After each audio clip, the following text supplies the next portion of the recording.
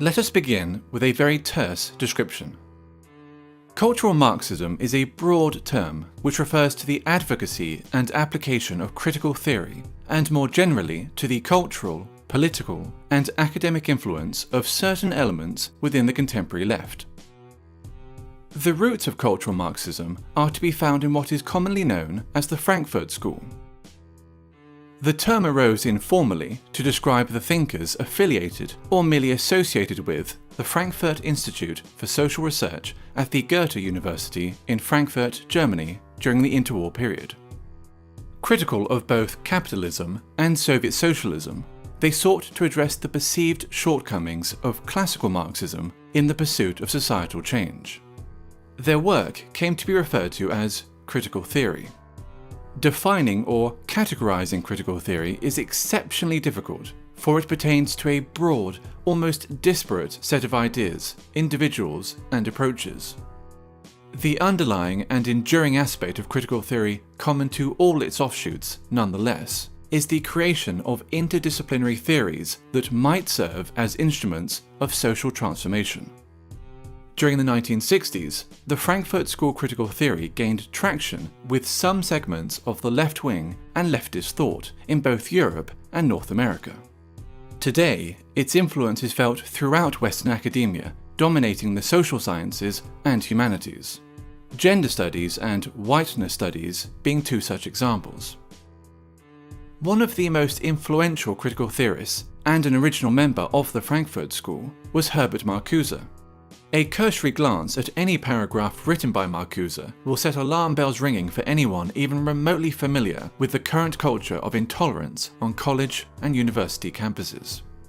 Consider the following passage from his 1965 essay, Repressive Tolerance. The small and powerless minorities which struggle against the false consciousness and its beneficiaries must be helped. Their continued existence is more important than the preservation of abused rights and liberties, which grant constitutional powers to those who oppress these minorities. Social justice, feminism, neo-progressivism, and post-colonialism, to name but a few, are all movements inspired by or born out of critical theory, and thus all come under the umbrella of cultural Marxism. Be it gender, sexual orientation, family, race, culture, or religion, every aspect of a person's identity is to be questioned, every norm or standard in society challenged, and ideally altered in order to benefit supposedly oppressed groups. Classical Marxism saw class conflict as occurring between the bourgeoisie and the proletariat, between the haves and the have-nots. Cultural Marxism views such a conflict as existing between the oppressed and the oppressors, between those with privilege and those without it. The working class has been replaced by minorities. Majority groups are typically defined as privileged and oppressive, with minority groups accordingly labelled underprivileged and oppressed. Heterosexuals are oppressive. Cisgender people are oppressive. Whites are oppressive, especially white men. Christians are oppressive. Those that do not fit into these groups are thus considered oppressed. It stands to reason, therefore, that if heterosexuals are oppressors, the solution is to encourage other forms of sexuality. If whites are oppressors, the solution is racial diversity. If cisgender people are oppressors, the solution is to encourage transgenderism. If Christians are oppressors, the solution is to propagate Islam. Theodor Adorno, another original member of the Frankfurt School, wrote a book entitled The Authoritarian Personality, in which he defines parenthood, pride in one's family, Christianity, adherence to traditional gender roles and attitudes towards sex, and the love of one's own country as pathological phenomena. This tendency to pathologize opinions and life patterns, which are not in accordance with its own political ends, is characteristic of cultural Marxism. Differing views are thus described as irrational fears or phobias.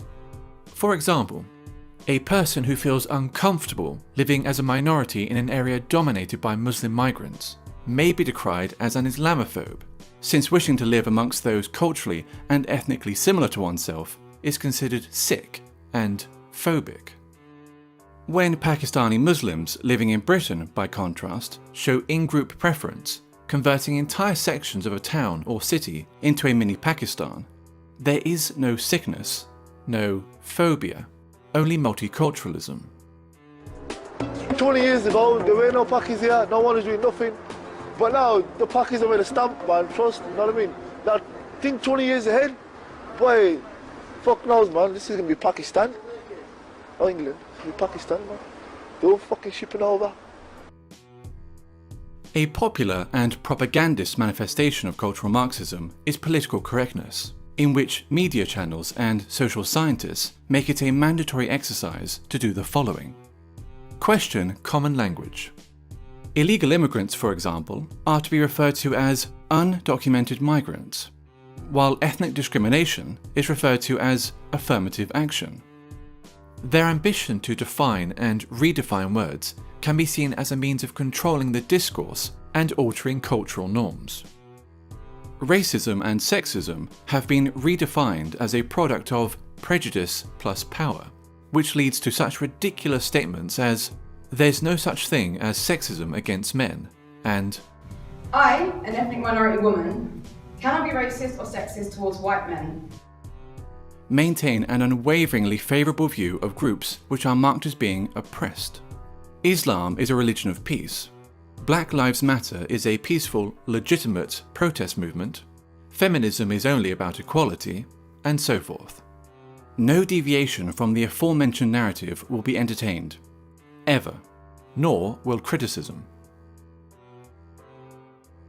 While communism, as Marx envisioned it, offered the resolution of class conflict in a utopian social system, all that cultural Marxism offers is a desolate form of eternal warfare between ever more narrowly defined groups of offended minorities. The only meaningful consequence that its wide application could possibly ever have is the marginalization of traditional European culture.